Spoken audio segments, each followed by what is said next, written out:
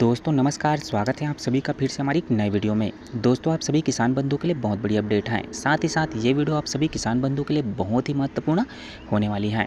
दोस्तों आप सभी किसान बंधुओं को 31 जुलाई 2026 के पूर्व आप सभी को एग्रीस्टेक के पोर्टल में अनिवार्य रूप से अपना पंजीयन को पूर्ण करवाना है। तो दोस्तों पंजीयन किनका पूर्ण करवाना है, साथ ही साथ क्या क्या डॉक्यूमेंट्स लगने वाले हैं, उसके साथ ही साथ एक साथ जिनका नाम दिया हुआ है तो उनका एग्रीस्टेक आपको कैसे करना है, पूरी जानकारी इस वीडियो के माध्यम से आपको हम देने वाले हैं। साथ ही साथ यदि आप एग्रीस्टेक करवा लिए हैं तो कैसे आप चेक कर पाएंगे, कैसे जान पाएंगे कि आपका एग्रीस्टेक अप्रूवल हुआ है कि नहीं हुआ है। तो पूरी जानकारी इस वीडियो के माध्यम से आपको हम देने वाले हैं, तो अंत तक वीडियो पे बने रहे ताकि आपको पूरी जानकारी मिल सके। साथ ही हमारी वीडियो अच्छी लगी तो वीडियो को एक छोटा सा लाइक जरूर कर दें।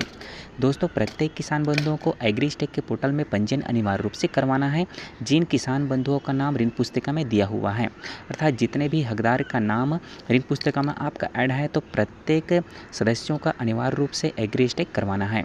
एग्रीस्टेक का पंजीयन करवाने के लिए आपको क्या क्या डॉक्यूमेंट्स लगेंगे, तो दोस्तों आप सभी को बता दूं कि एग्रीस्टेक का पंजीयन करवाने के लिए आपको डॉक्यूमेंट्स में ऋण पुस्तिका, साथ ही साथ जिस सदस्य का आपको एग्रीस्टेक करना है उनका आधार कार्ड, साथ ही साथ उनका आधार कार्ड में लिंक मोबाइल नंबर आपको ऐड करना होगा, क्योंकि उसी मोबाइल नंबर पे ओटीपी जनरेट होगी और ओटीपी के माध्यम से आप एग्रीस्टेक के पंजीयन को आप पूर्ण कर पाएंगे। तो दोस्तों आपको प्रत्येक सदस्यों का आपको एग्रीस्टेक अनिवार्य रूप से करवाना है। जैसे आपके ऋण पुस्तिका में 1, 2, 3 या 4 सदस्यों का नाम उसमें ऐड है तो उन चारों सदस्यों का आपको एग्रीस्टेक अनिवार्य रूप से करवाना है, सबका पंजीयन आपको करवाना होगा। साथ ही साथ यदि एक साथ 3-4 सदस्यों का नाम उसमें दिया हुआ है तो अलग अलग से जितने भी खसरा नंबर आपके ऋण पुस्तिका में है उन सभी का अलग अलग आपको एग्रीस्टेक करवाना है। यदि आप एग्रीस्टेक नहीं करवाएंगे तो उस स्थिति में आने वाले सत्र 2026-27 में आप अपना धान मंडी में नहीं बेच पाएंगे, तो आपको धान बेचने में दिक्कतें हो सकती हैं। यदि आप इन दिक्कतों का सामना नहीं करना चाहते, आप मंडी में सरकार के पास अपना धान समर्थन मूल्य में बेचना चाहते हैं, तो आपको हर स्थिति में अपना एग्रीस्टेक का पंजीयन प्रत्येक सदस्यों का जरूर से करवाना होगा। अब एग्रीस्टेक का पंजीयन आप कहाँ करवा सकते हैं, तो दोस्तों एग्रीस्टेक का पंजीयन आप निजी चॉइस सेंटर, सीएससी सेंटर में जाकर के करा सकते हैं, या सिर्फ आप मैनुअली भी यदि आपको नॉलेज है या तो आपके पास कंप्यूटर सिस्टम है या तो अपने मोबाइल फ़ोन के माध्यम से आप एग्रीस्टेक पंजीयन सेल्फ भी अपने डॉक्यूमेंट के माध्यम से कर सकते हैं। आपका एग्रीस्टेक पंजीयन होगा। पंजीयन होने के बाद अपनी एग्रीस्टेक की स्थिति को आप अपने खुद के मोबाइल फ़ोन के माध्यम से इजीली आप चेक कर सकते हैं अपने आधार कार्ड के नंबर से। तो आधार कार्ड का नंबर डाल करके आप अपने एग्रीस्टेक की स्थिति आप चेक कर पाएंगे कि आपका एग्रीस्टेक के लिए जो आपने अपना पंजीयन जो करवाया है वो पंजीयन अप्रूवल हुआ है कि नहीं हुआ है, क्योंकि जब तक आपका अप्रूवल नहीं हुआ हो रहेगा, पेंडिंग दिखाएगा, तब तक आपका काम सक्सेसफुल नहीं होगा। किंतु जैसे ही अप्रूवल हो जाएगा तो आपको आने वाले समय में धान बेचने में किसी भी प्रकार से कोई भी दिक्कतें नहीं आएगी। तो दोस्तों अनिवार्य रूप से आपको प्रत्येक सदस्यों का एग्रीस्टेक जरूर से करवाना होगा। यदि आप एग्रीस्टेक नहीं करवाएंगे तो उस स्थिति में आप मंडी में अपना धान नहीं बेच पाएंगे, तो इस बात का जरूर से ध्यान रखेंगे। एग्रीस्टेक पंजीयन की अंतिम तिथि 31 जुलाई 2026 है। तो दोस्तों एग्रीस्टेक की पंजीयन आप चाहे तो सेल्फ भी कर सकते हैं या तो आप निजी चॉइस सेंटर, सीएससी सेंटर में जाकर के वहाँ से आप एग्रीस्टेक का पंजीयन करवा सकते हैं। दोस्तों एग्रीस्टेक की पंजीयन करवाने के बाद आप अपनी एग्रीस्टेक की स्थिति आप यहाँ से आप इनरोलमेंट चेक स्टेटस के माध्यम से आप चेक कर सकते हैं। तो दोस्तों जैसे आपको खुद से अपना एग्रीस्टेक की स्थिति चेक करना है कि आप जो पंजीयन कराए हैं पंजीयन की स्थिति क्या है, तो उस स्थिति को चेक करने के लिए आप सिंपली आप अपने गूगल ब्राउज़र से, तो दोस्तों यहाँ से आपको मैं पूरे प्रैक्टिकली यहाँ से जानकारी दे रहा हूँ। तो दोस्तों आपको सिंपली यहाँ से आपको क्या करना है, यहाँ पास अपना सिंपली गूगल ब्राउज़र, यहाँ से गूगल ब्राउज़र में आपको यहाँ पर टाइप करना है एग्रीस्टेक टाइप करने के बाद आपको यहाँ पर छत्तीसगढ़ फार्मर रजिस्ट्री एग्रीस्टेक पे आपको क्लिक करना है।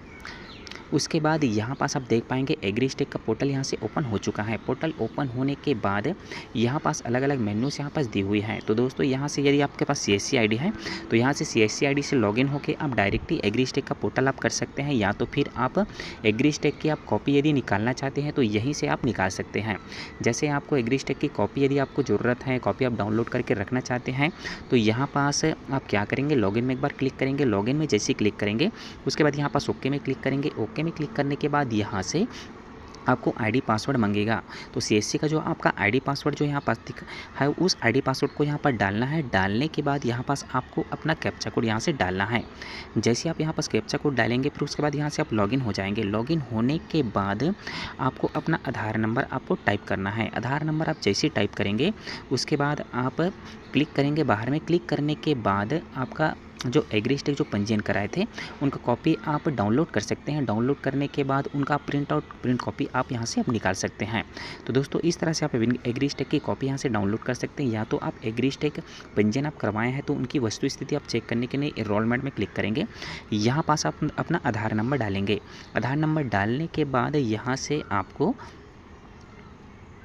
चेक में आपको क्लिक करना है। तो यहाँ पास आप देख पाएंगे यहाँ पर चेक का ऑप्शन दिया हुआ है।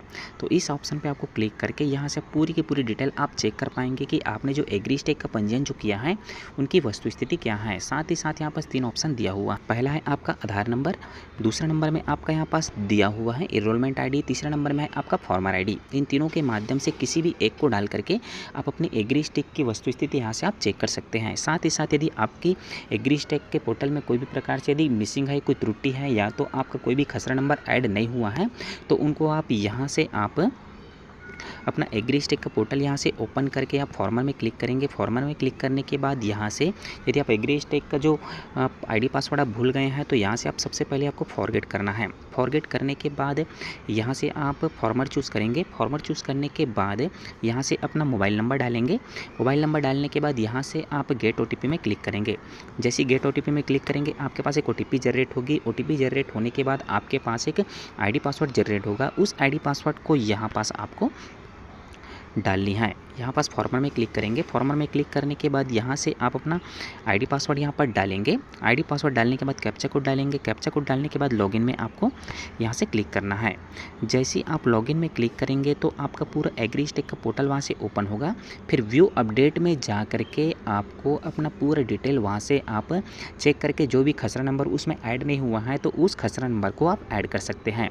ऐड करने के बाद कुछ दिनों के बाद आपका अप्रूवल हो जाएगा। अप्रूवल होने के बाद अपना अपडेट वाली आप एग्रीस्टेक की कॉपी जो है उनको आप पुनः आप जैसे आप डाउनलोड करते हैं अपने आधार कार्ड के माध्यम से तो उस तरह से आप फिर से अपना डाउनलोड कर सकेंगे। यदि आपके पास CSC ID है तो आपको केवल आधार कार्ड डाल के आपको डाउनलोड करना होगा। बहुत ही सिंपल प्रोसेस रहता है। यदि आपके पास CSC ID नहीं है तो विदाउट आप पोर्टल के माध्यम से यहाँ से अपना ID पासवर्ड डाल के यहाँ से अपना पूरा डिटेल आप वहाँ से ओपन कर सकते हैं। PDF डाउनलोड कर सकते हैं, अपनी एग्रीस्टेक की कॉपी निकाल सकते हैं। उसके साथ ही साथ आप संशोधन भी करना चाहते हैं, कोई भी आपका ऐड अगर यदि खसरा नंबर ऐड नहीं हुआ है तो उस खसरा नंबर को वहाँ से आप ऐड कर सकते हैं। तो दोस्तों इस तरह से आप पूरा काम कर सकते हैं। यदि त्रुटि है तो सुधार सकते हैं। साथ ही साथ किसी का एग्रीस्टेक नहीं हुआ है तो एग्रीस्टेक कर सकते हैं। पूरी की पूरी डिटेल आप वहां से इन्फॉर्मेशन अपना अपडेट कर सकते हैं। तो दोस्तों प्रत्येक सदस्यों का एग्रीस्टेक आपको अनिवार्य रूप से करवाना है। यदि एक साथ 3-4 सदस्यों का उसमें नाम दिया हुआ है तो सबका अलग अलग जितने भी उसमें खसरा नंबर दिया हुआ है सबका अलग अलग आपको एग्रीस्टेक अनिवार्य रूप से करवाना है ताकि आने वाले 2026-27 के सत्र में आपको धान बेचने में किसी भी प्रकार से कोई दिक्कत ना हो। यदि आप दिक्कत से बचना चाहते हैं तो ज़रूर से आप समय रहते अपना एग्रीस्टेक जरूर से करवाएं ताकि आप आने वाले समय में धान बेच सके। धान बेचने में किसी भी प्रकार से आपको कोई भी दिक्कतें मत हो।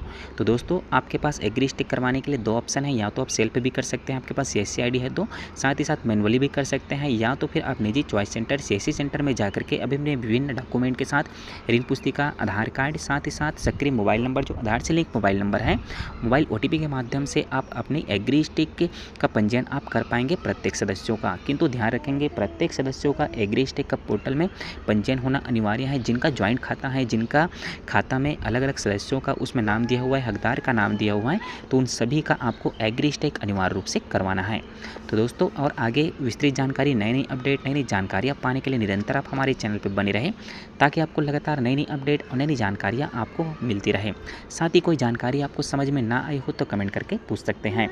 मिलते हैं दोस्तों अगले वीडियो में कोई नई जानकारी के साथ। तब तक के लिए जय हिंद, जय भारत।